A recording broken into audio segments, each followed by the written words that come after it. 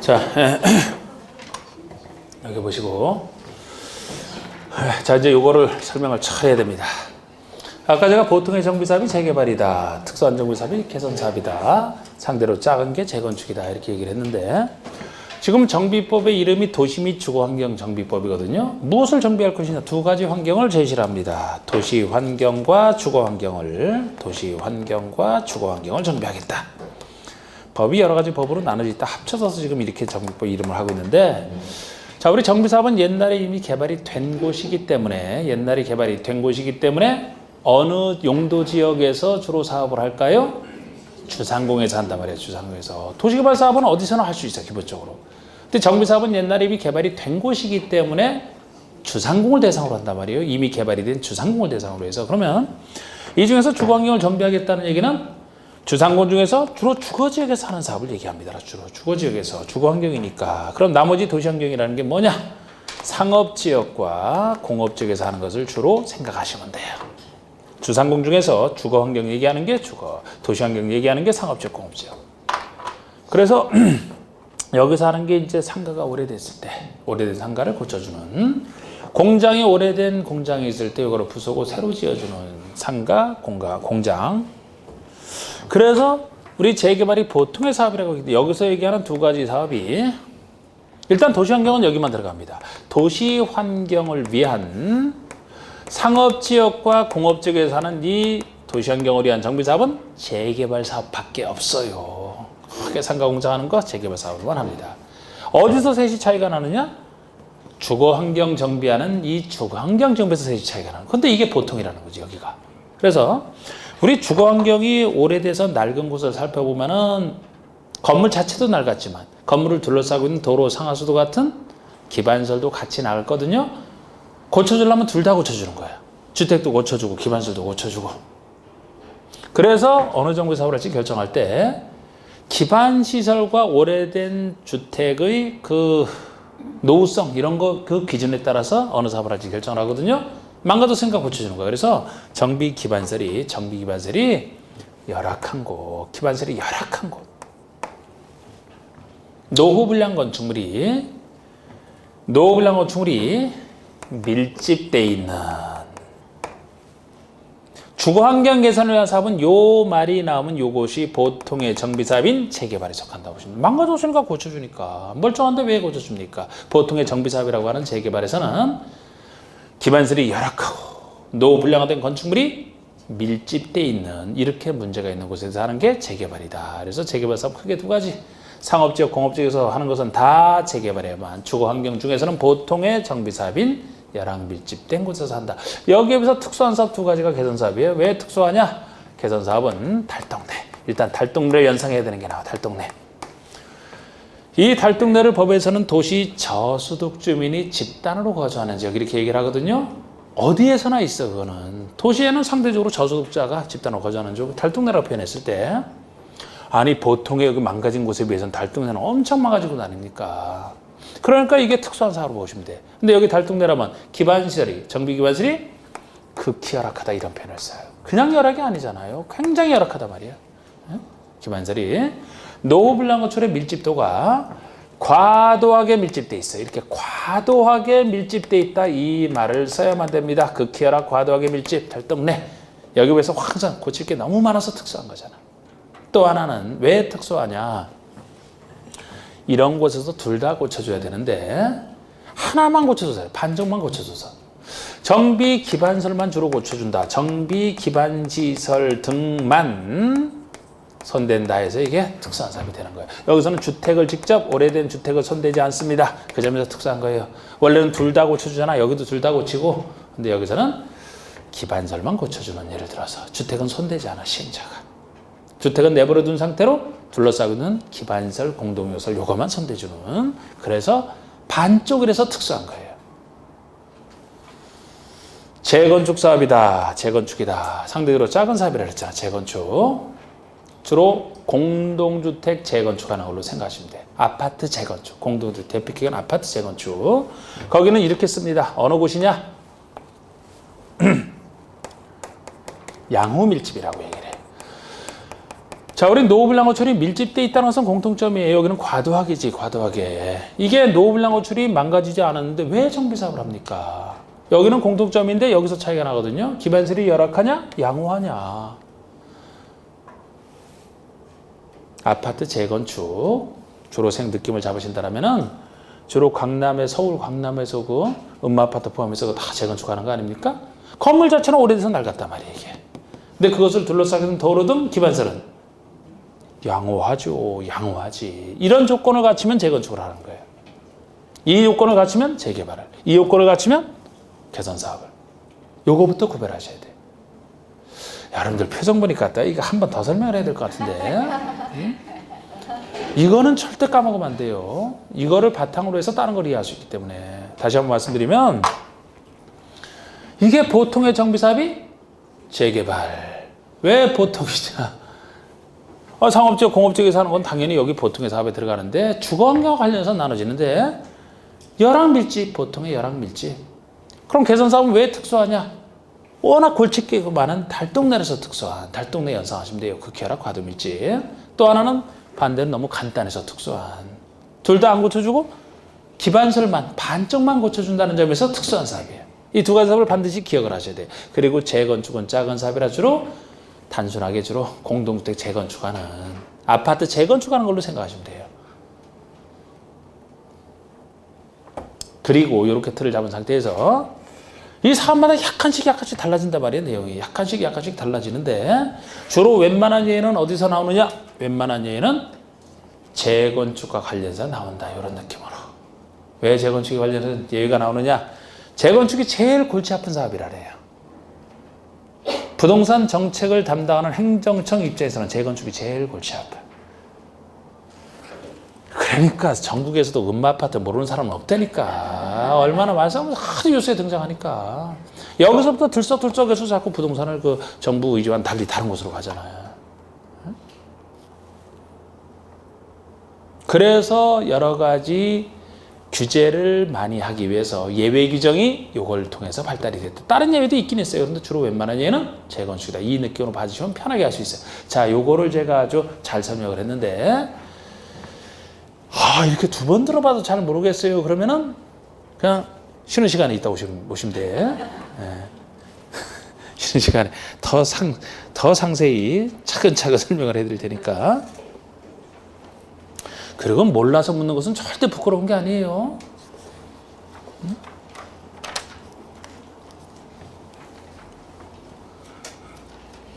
모르는데 그냥 아는 것처럼 가만히 있는 게 이게 부끄러운 거예요.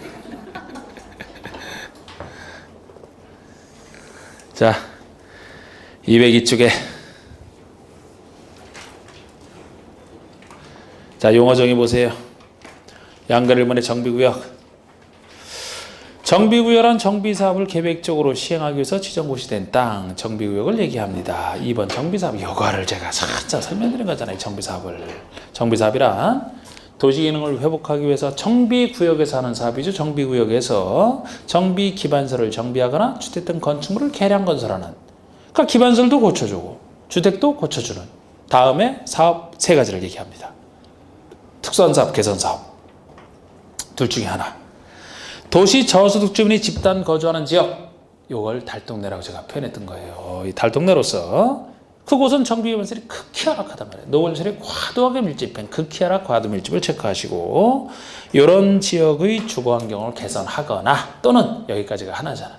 또 하나는 작아서 특수한, 간단해서 특수한 단독주택 및 다세대 주택이 밀집한 지역에서 정비기반설과 공동이용설 확충을 통하여 주거환경을 보존 정비 개선하기 위한 사업이다. 정비기반설과 공동이용설 확충을 통하여 주택을 직접 손댄다는 얘기는 없어요. 그래서 반쪽이기 때문에 특수한 반쪽 자료로 연상하시면 돼. 이렇게 하면 간단하게 사업할 수 있죠. 이거는 달동네는 참 달동네라서 특수하고, 재개발은 열악밀집이 나오잖아요. 열악밀집.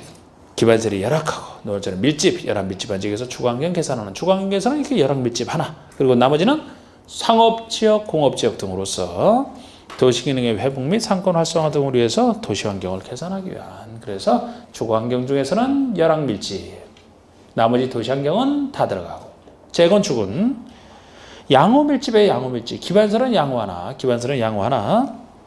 노후불량호출에 해당하는 공동주택에 밀집한. 양호 밀집인데 밀집도 주택 중에서도 공동주택에 밀집되어 있다. 따로 이런 표현을 쓰잖아요. 그래서 주로 아파트 재건축하는 걸로 생각하시면 된다니까요. 예외는 여기가 주로 많고 주광용 계산의 견사입니다. 자, 양가로 3번의 노후불량호축을 개념을 봅시다. 노후불량호축물. 이 노후불량호축의 밀집 정도에 따라서 그 개선사업을 판단하기 때문에 노후불량호축이 뭐냐 하는 게 나와 있는데 다음에 하나에 해당하는 건축을 말한다. 많아요. 많은데 시험에는 거의 잘 안 나와요. 이게 내용은 많은데 그렇기 때문에 대충 보시라는 겁니다. 예를 들어 여기서도 동그라미 3번의 디귿번이랑 동그라미 4번의 기역번에 나오는 숫자 정도만 조금 제가 신경 써서 할 것이고 나머지는 그냥 보시면 돼. 아니 나머지는 잘 안 나오지만 나오더라도 여러분 뭐 이거 보나마나 멀쩡한 건축물로 안 보여져요. 보면 응? 예를 들어 동그라미 1번의 건축물이 훼손되거나 일부가 멸실되어 붕괴가 밖에 안전사고 이러겠다. 아니 이걸 누가 멀쩡한 건축물로 보겠어. 이걸 이렇게 나왔는데 예? 그리고 공법에서는 주로 이제 잘 안 나오는 부분들은 세밀하게 안 내요. 중개 실무처럼 세밀하게 안 낸다고. 보니까 어떻게 나와도 다 이건 정상이 아니야. 그죠? 그럼 보시면 된다고. 그러면 혹시 나오더라도 3번의 디귿번 이게 순수한 비용 분석할 때 얘기입니다. 여기 나오는 숫자 해당 건축물을 준공을 기준으로 40년까지 사용하기 위해서 보수 보강하는 데 드는 비용 이게 주어예요. 그러니까 여러분 건물을 쓸 때 한 40년 정도 쓴다고 하면 충분히 썼다라고 연상이 생각이 되시나? 40년? 앞으로는 더 많이 써야 돼요. 그래서 사실 지금은 한 이 정도로 보는 거예요. 이거. 요새 뭐 장수명 주택 이런 건 다 한 100년 이상 쓸 생각으로 하고 있는 거 아닙니까? 그건 최근에 나오고 있지. 40년 정도를 최대 수명으로 보는 거예요. 지금 여기서는. 나중에 이게 바뀔지도 몰라요. 근데 마침 지금 요거는 굳이 아래 것이라는 생각하면 40년이 건물의 최대 수명이다? 딱 좋네? 축을 쌓자? 건물의 축을 40년이잖아. 딱 그지? 이때까지 만약에 그대로 쓴다라면은 정비사업 안 하고 그대로 쓴다라면 망가진 거 고쳐가면서 써야 되잖아. 그게 보수보강비예요. 40년까지 쓰기 위한 보수보강비가 뭐랑 비교하느냐.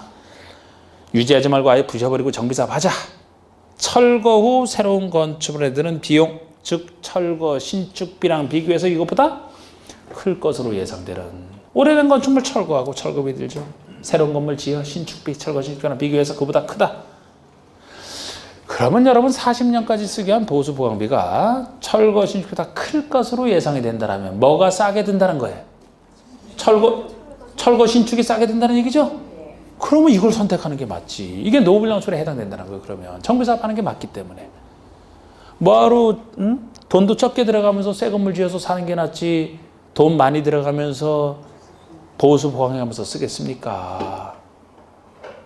대낮에도 막 검은 것들이 왔다 갔다 할 텐데 조그맣고 검은 것들 요만한 것들 유럽형은 이렇게 크죠?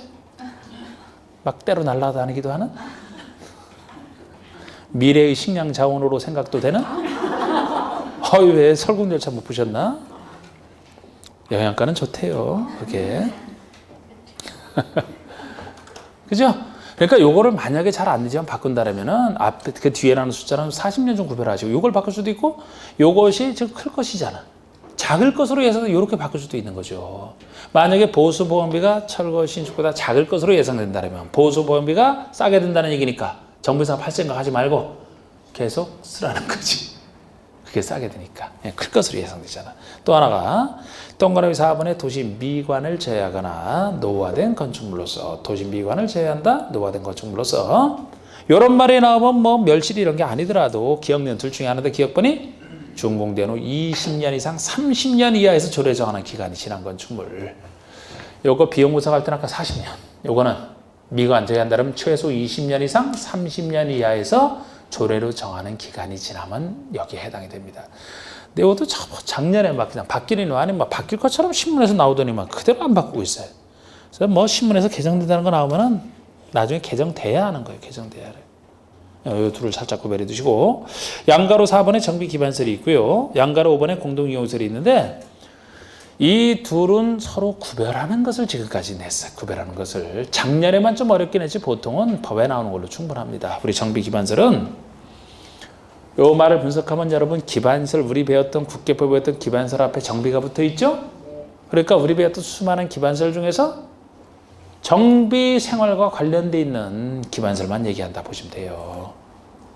뭐를 얘기하느냐? 기반설 중에서 도로, 철도 이런 건 아니잖아. 무슨 뭐 생활 곳곳에 철도가 있나? 도로라면 다 있죠. 골목길도 도로니까. 아니면 상하수도, 우리 생활에 필요한 상하수도, 산책에 필요한 공원, 주차해야 되잖아. 공용주차장, 공동구. 우리 공동구도 앞에서 배울 때 국교법상 공동구라는 것이 뭐 전기, 가스, 통신 이런 거 들어가는 거죠. 다 생활에 관련된 시설 들어가는 공동구 등 0으로 정하는 시설. 0은 소개 안 해놨어요. 법에서 나온 것만 해도 지금까지는 충분했기 때문에 이것이 정비 기반설이지 뭐 항만, 공항 이런 것처럼 큰 건 필요 없잖아. 우리 생활에 필요한 기반설을 얘기합니다. 그런데 그 아래 공동이용시설이면 주민이 공동으로 사용하는 이게 전제가 돼 있어요. 공동으로 이용하는 시설이다. 공동이용시설.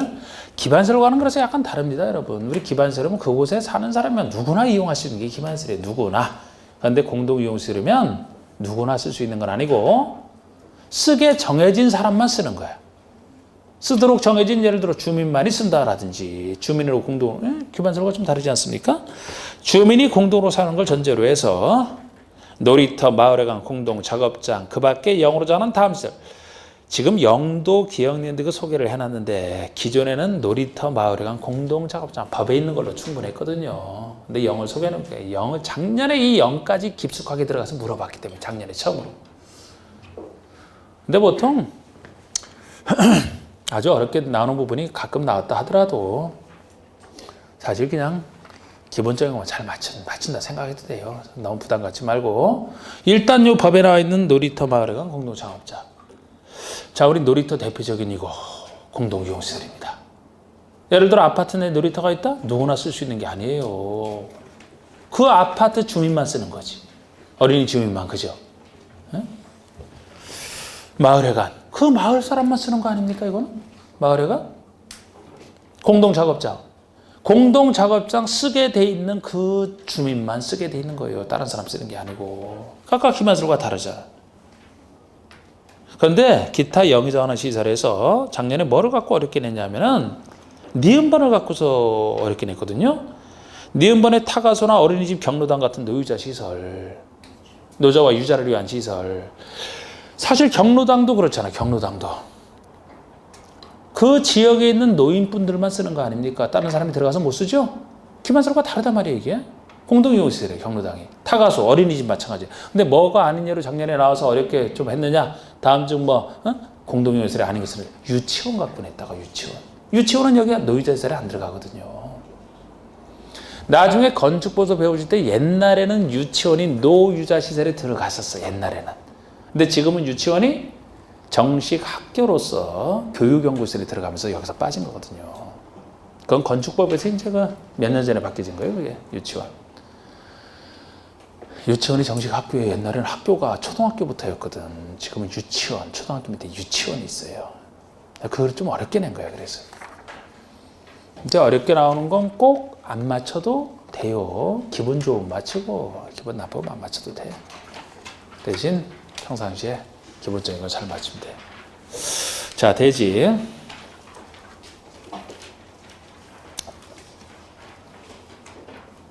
대지란 정비사업으로 조성된 땅을 얘기합니다.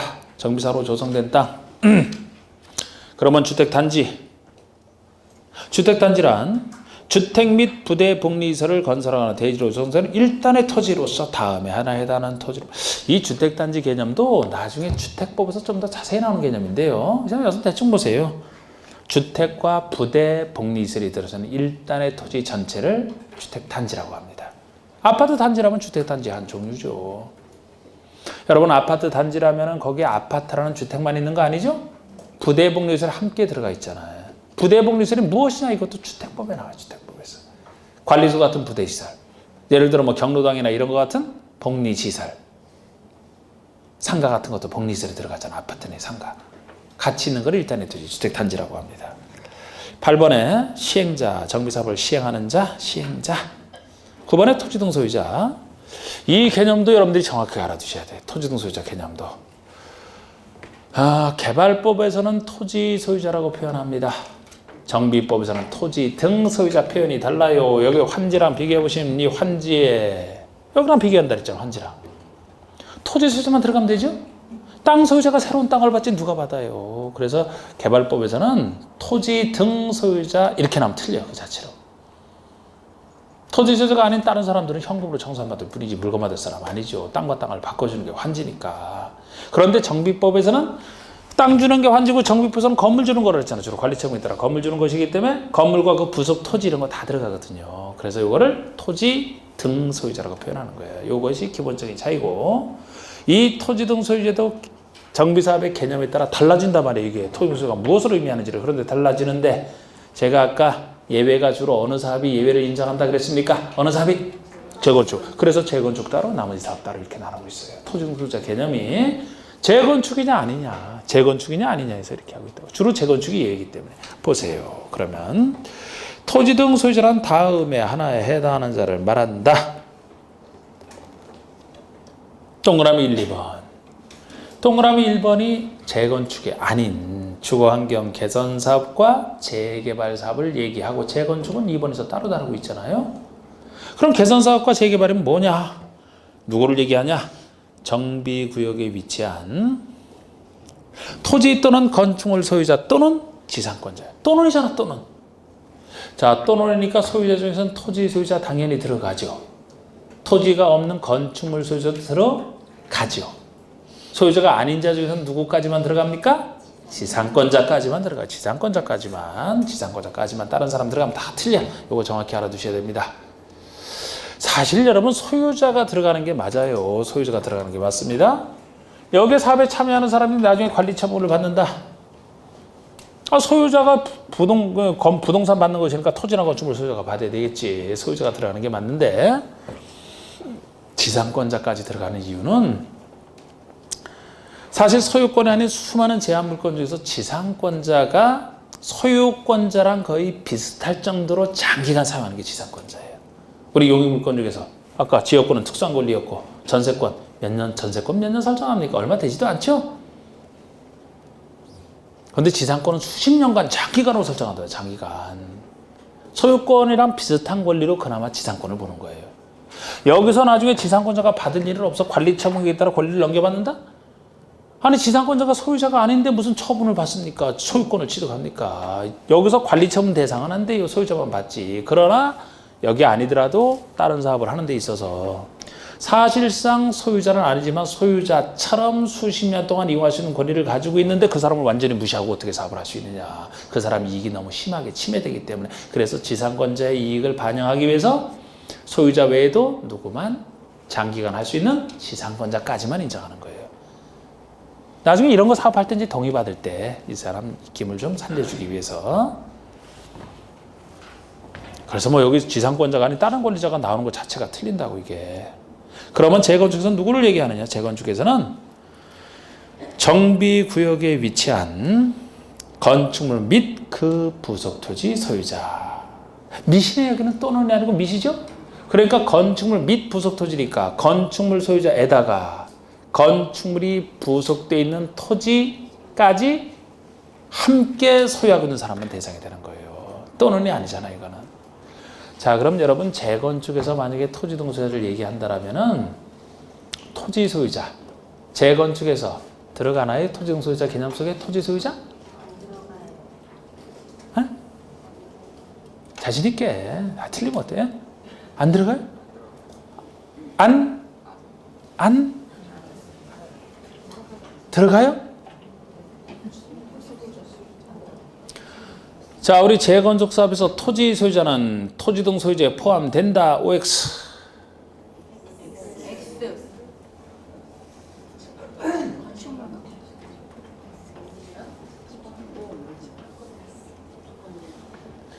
안들.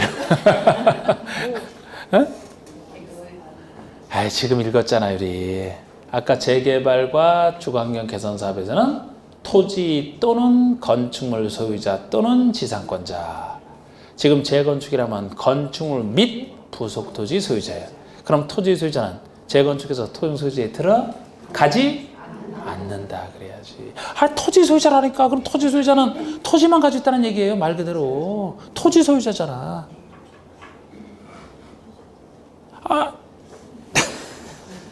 아직 이해 안 되신 분도 있을 것 같아요.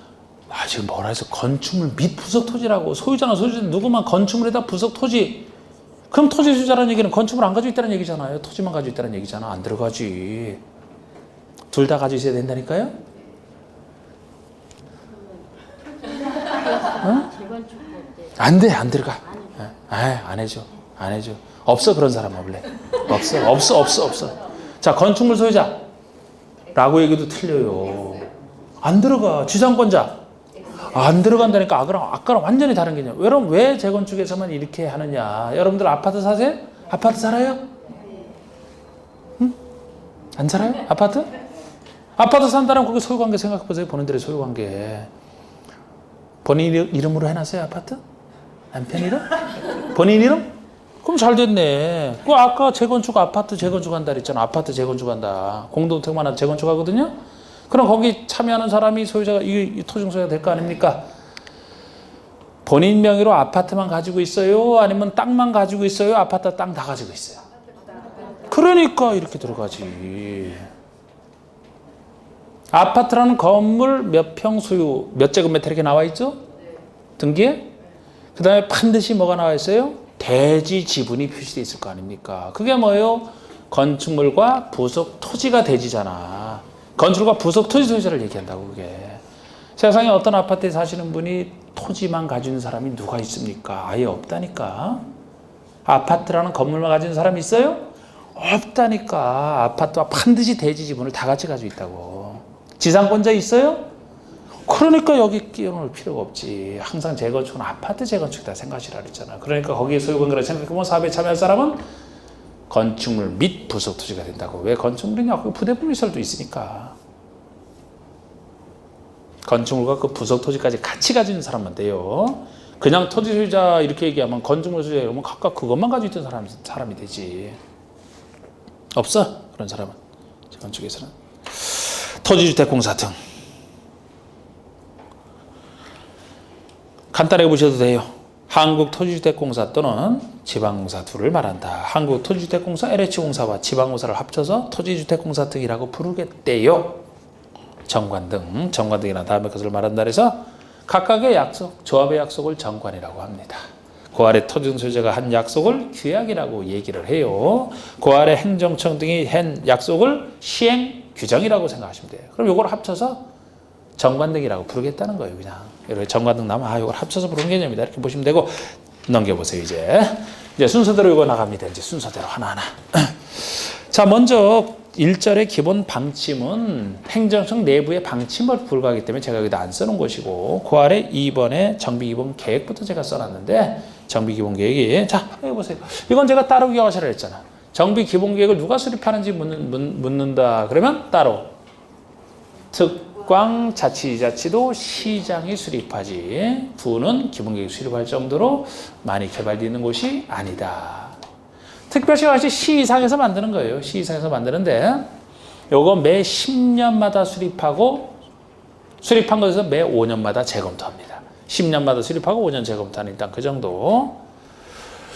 이것도 구는 처음부터 안 만들고 일반 시에서는 뭐 특별시, 광역시나 대도시는 무조건 만드는데 일반 시 중에서는 원래 만들어야 되지만 도지사가 필요 없다면 생략할 수는 있어요. 구는 아예 안 만들고 따로 기억하셔야 됩니다.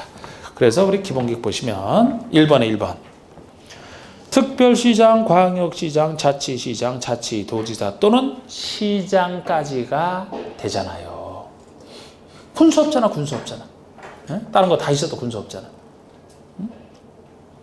그래서 우리 기본계획, 정비 기본계획 얘기가 나왔다. 그럼 혹시 수립권자에서 자연스럽게 군수가 들어가는지를 의심하고 보셔야 이게 있는지 없는지 보인다니까. 군수로 가면 틀려요. 특광시장은 관할구역에 대해서 정비 기본계획을 줄여서 기본계획을 10년 단위로 수립해야 된다. 매 10년마다 기본계획 수립하게 돼 있어. 매 10년마다. 다만 이때도 도지사가 대도시가 아닌 시로서 우리 시 중에서도 대도시 이상이면 무조건 만들어야 되고 보통 시를 얘기하죠. 대도시가 아닌 보통 시로서 기본계획을 수립할 필요가 없다고 인정하는 시에 대해서는 수립하지 아니할 수 있다. 도지사가 괜찮다면 안 할 수도 있다.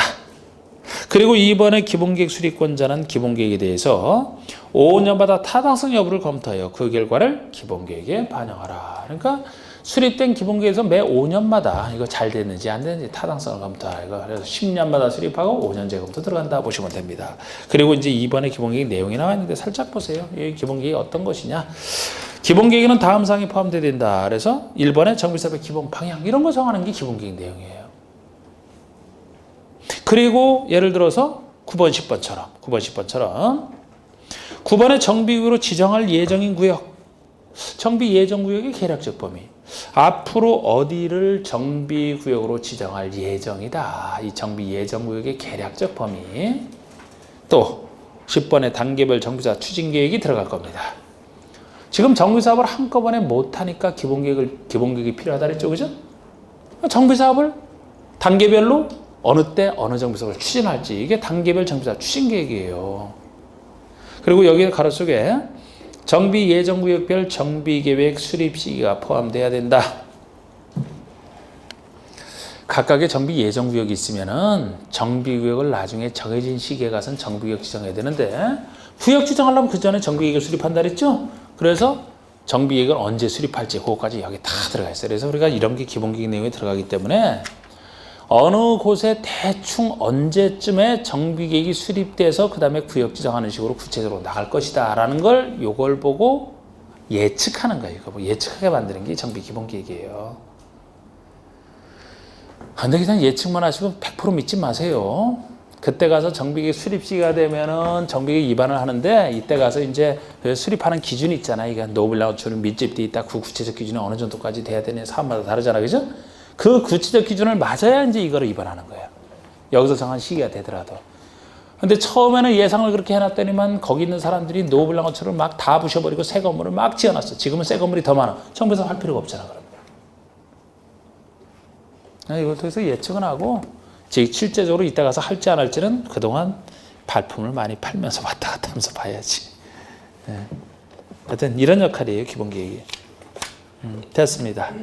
넘겨보시고 3절에 정비계획 위반 결정 정비계획 지정 2절 잠깐. 근데 제가 여기서 이제 이 위반 결정 정비계획 지정은 아까 행정청은 제가 요거 정리한 거 요걸 가지고 제가 하시라 그랬고 여기에 관련된 다른 얘기들을 할 거예요.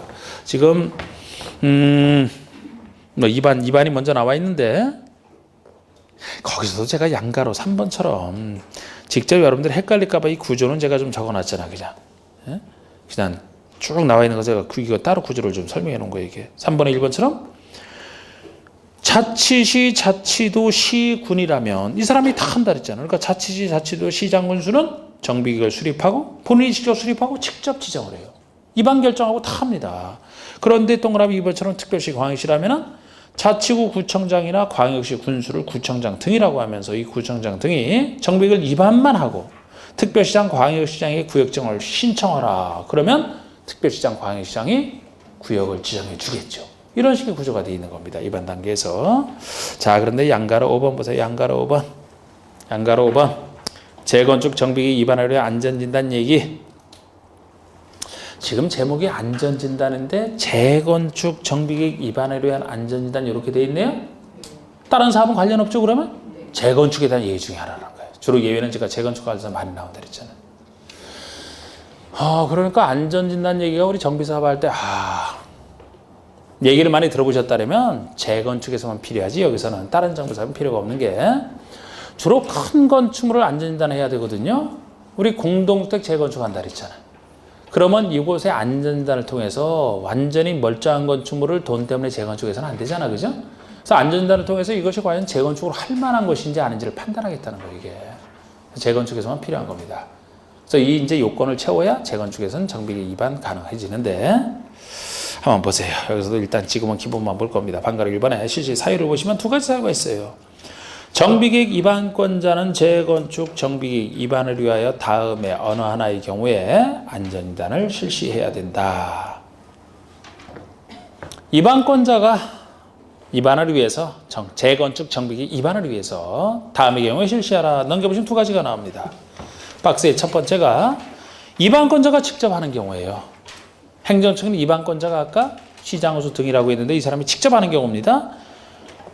재건축 정비기 예정구역별 정비계획 수립 시기가 도래하면, 아니 재건축 정비계획 수립 시기가 도래하면 수립하기 위해서는 먼저 입안부터 해야 되고, 입안을 하기 위해서는 이게 필요하지 않습니까? 일단은 행정청이 직접 나서서 안전진단을 해야 돼, 입안을 위해서.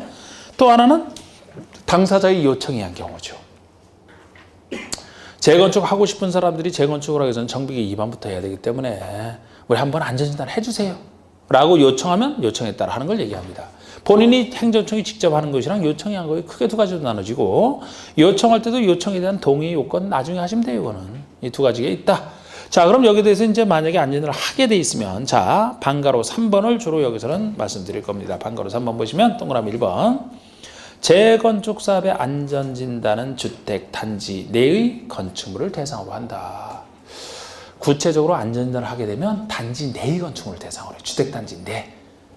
주택 단지를 대상으로 주로 공동주택 재건축합니다만, 예외적으로 단지 밖에 있는 단독주택 몇 가지가 같이 들어올 수도 있어요.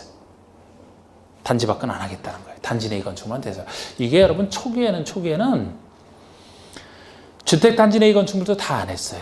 주택 단지 내 건축물에서 공동주택만 초기에는 했었다고. 맨 처음에는 공동주택만. 큰 아파트 등이 이제 안전에 문제가 된다고 봤으니까. 근데 이게 지금은 단지 내의 건축물이니까 아파트라는 공동주택 외에 단지 내에 있는 것은 부대시설, 복리시설도 같이 있다 그랬죠? 상가, 동 같은 거 이것도 다 한단 말이에요, 지금은. 단지 내의 건축은 다 하지만 단지 밖에 있는 조그만 건축은 할 필요 없다, 이렇게 보는 거예요. 그래서 단지 내의 건축을 대상으로 구체적으로 실시를 하는데, 단지 내라고 하더라도 안 할 수 있는 경우가 있어요. 2번. 안전진단 대상에서 제외할 수 있는 경우, 안 할 수 있는 경우. 다만 영어로 정하는 주택 단지 내의 건축물의 경우는 주택 단지 내의 건축물이라면은 안전진단 대상에서 제외할 수 있다. 제외할 수 있다라는 얘기는 그러면 입안권자가 굳이 단지 내에 있다 하더라도 이 경우라면 안 할 수 있다는 얘기가 되죠. 요것도 종종 물어서 지금 요걸 말씀드리는데, 이거 5가지나 되네? 5가지가 되나? 근데 그냥 이해하시면 돼. 1번 기억반. 입안권자가 천재지변 등으로 주택이 붕괴되어 신속히 재건축을 추진할 필요가 있다고 인정하면, 상상해보세요, 여러분. 어느 곳에 재건축을 할 거 이거 걱정하는데 이미 붕괴돼서 상상하기 너무 끔찍한데, 아파트가 붕괴돼서 아파트처럼 붕괴됐대요. 이거를 안전진단을 이 형식적 절차를 꼭 거쳐야지 재건축을 할지 말지 판단하겠어요? 할 필요 없잖아. 그러면 바로 해야지. 꼭 해봐야 하냐고. 이걸 해봐야 하냐고. 두 번째, 주택의 구조 안정상 사용금지가 필요하다고 입안권자가 인정했대요. 사용금지가 아직 붕괴된 건 아니야. 남아있어요. 그런데 사용금지가 필요하다고 인정했대, 행정청이. 사용금지가 필요할 정도라면 어때요? 다 쓰러져 가기 직전 아니겠습니까? 예? 덩치 큰 사람이 쿵쿵 뛰어다니다 넘어져, 그냥 무너져. 사용금지가 필요할 정도면. 이 정도인데 뭘 해봐야 합니까? 안 하고 바로 재건축하는 게 낫다는 거지.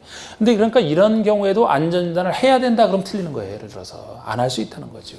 세 번째, 노후불량 건축물 수에 대한 기준을 충족한 경우 잔여 건축물. 자, 우리가 재건축할 때도 노후불량 건축물 수에 대한 구체적 기준이 있거든요. 그것까지는 우리가 공부는 못하지만 너무 복잡해서 그 수에 대한 기준을 이미 충족을 했대. 충족을 했으면 충분히 재건축할 만하다고 판단된 거죠? 나머지 잔여 건축물은 할 필요 있어요, 없어요? 왜 합니까? 이거를 나머지 잔여 건축물 이미 기준을 충족했는데 잔여 건축물이 지금 되는지 안 되는지를 묻고 있잖아. 네 번째, 정비계 입안권자가 진입도로 등 기반서 설치를 위하여 불가피하게 정비계획에 포함된 것으로 인정한대요. 불가피하게 정비계획에 포함됐대.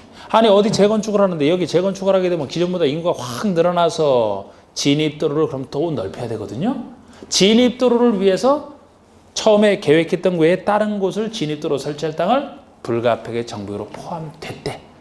불가피하게 정비사업 할 땅으로 지정됐어요. 그럼 거기에 대한 건축물은 안전을 해서 만약에 튼튼하다고 해서 정비사업 안 할 겁니까?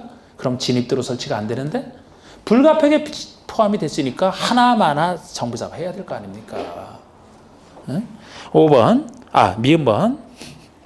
시설물 안전법상 시설물로서 지정받은 안전 등급이 이미 지정받은 안전 등급이 D급, E급인 거죠.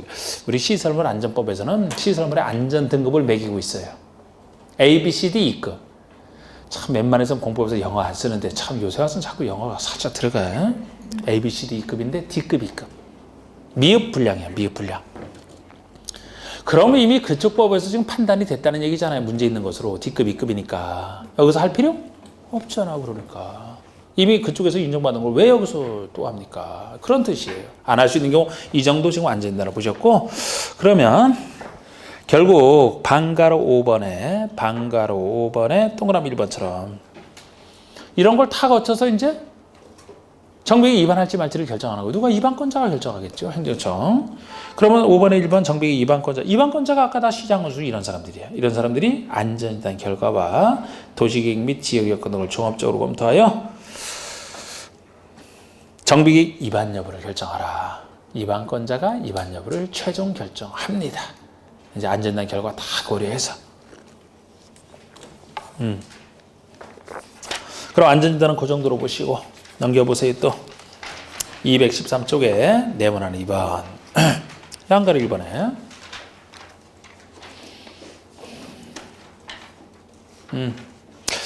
바로 이것도 아니고 그냥 이건 뭐 이것도 행정청으로 그냥 제가 보시라고 했고 넘겨보세요. 214쪽에 3번의 정비계획 1번의 정비계획 내용이 나옵니다. 이 정비계획은 다음 사항이 포함되어야 된다 이렇게 나와 있는데 이 정비계획 내용이 여기 나오는 내용이 여기 개발계획과 비슷한 내용이에요. 여기랑 비슷하단 말이야. 여기 정비계획 내용이. 그런데 차이점이 뭐냐면은 다 비슷하잖아. 명칭부터 면책 쫙 나갑니다. 이거 다 그쪽에서 봤던 얘기랑 비슷한데 11번? 박스의 11번. 지구 단위 계획으로 정하는 사항에 대한 계획. 즉 지구 단위 계획 내용이 여기 들어가요. 요거 2주 전에나 기억할지 모르겠는데 여러분 제가 여기 도시개발법에서도 지구 단위 계획이 필요하기 때문에 지구 단위 계획을 세우는데 지구 단위 계획은 사업을 할 수 있게 만드는 수련 장치이기 때문에 여기 들어갈 것 같은데 여기 안 들어가고 실시계획 내용에 들어가는 것이 특이하다 그랬죠. 정비법이라면 시행계획이 아니고 여기 들어간다니까 정비계획에. 여기서도 지구 단위 계획은 필요한데. 그러니까 이게 조금 더 정상적인 모습이에요. 개발법에서는 여기 들어가는 게 특이한 거야. 지금 여기 지구 단위 계획 여기 들어가잖아. 지금 정비계획 내용에. 또 넘겨보시고 4번의 양가로 1번 네모난 4번의 양가로 1번 방가로 1번 보시면 정비구역의 지정 변경 지정에 대한 고시가 있다. 즉 정비구역의 지정 고시가 있으면 해당 정비구역은 지구 단위 계획구역으로 결정 고시선서로 본다. 자, 우리 정비구역은 지구 단위 계획구역으로 의제가 됩니다. 이거는 개발법과 비슷하잖아. 우리 도시개발법도 도시개발구역은 도시지역 및 지구단위 계획구역으로 결정구시선서로 보는 게 원칙이었잖아요. 거기든 여기든 지구단위 계획구역으로 의제가 돼요. 지구단위 계획 세워야 되기 때문에. 그런데 여기라면 도시지역까지는 의제가 안 되지. 왜? 이미 주상공 도시지역이기 때문에. 내용은 비슷한 거예요. 그 정도는 보여드렸고. 자, 이제 양가로 2번 옆에 양가로 2번을 보시면 정비구역 안에서의 개발행위 제한 이렇게 돼 있는데 여러분 자 여기 보시면 제가 역시 2주 전에 제가 이걸 할 때 구역이 지정됐을 때 도시개발구역에서는 도시개발 사업에 지장을 주면 안 되기 때문에 도시개발 사업에 지장을 안 주려고 수많은 개발행위를 허가받게끔 통제한다. 근데 이 개발행위 허가는 정비법상 개발행위 허가제랑 비슷하고 국계법이랑 다르다 해서 여기 했던 거 있죠, 그죠? 그쪽에서 상세히 했었거든요. 근데 이게 이쪽이랑 비슷한 거예요, 이쪽이랑. 근데 차이점이라면 이게 좀 더 똑같으니까 복잡하게 됐어요. 저기는 정비구역이랑 그 직전까지 포함되는데 여기서는 정비구역 지정된 상태랑 그 직전을 나눠가지고 저쪽 개발법에서 통제받는 그 개발행위 허가제는 여기서는 정비구역 지정된 상태에서 통제하는 거 여기랑 거의 같다는 거예요. 구역 지정 전이면 여기든 구역 지정 전이면 원래는 투기 통제할 필요가 없는데 예외적으로 투기를 통제할 필요가 있을 때만 예외적으로 통제할 수 있고 그때도 수많은 여기서 받으라는 개발행위 허가지 우리 배웠던 수많은 것 중에서 특히 투기랑 직접 관련된 두 가지만 통제할 수가 있어요. 그래서 여기는 정비구역 지정된 후랑 그 전이랑 나눠서 요 지정된 후가 저쪽이랑 거의 비슷한데 하나 차이가 나고, 여기라면은 이 수많은 개발행위 허가 중에서도 직접 투기랑 관련된 두 가지만 통지한다. 이 정도로 좀 구별을 하시는. 그래서 양가로 2번 중에 방가로 1번과 허가 대상과 방가로 2번 허가받지 않아야 되는 사항이 요게 정비구역 지정된 상태에서 얘기하는 거예요. 그 아래 양가로 3번은 구역 지정 전에 예외적 통제를 얘기하고, 양가로 방가로 1번 정비구역에서 그러잖아. 지금 이건 정비구역 지정된 상태에서 하는 거죠. 정비구역에서 다음에 하나에 해당하는 일을 하려는 자는 시장허수 등의 허가, 정비법인과 시장허수의 허가 대상을 얘기합니다. 그런데 이 내용과 그 아래 방가로 1번 허가받지 않아야 되는 사항이 90몇 프로 거의 똑같아요. 하나만 달라, 하나만. 자, 우리 방가로 1번의 박스 1번.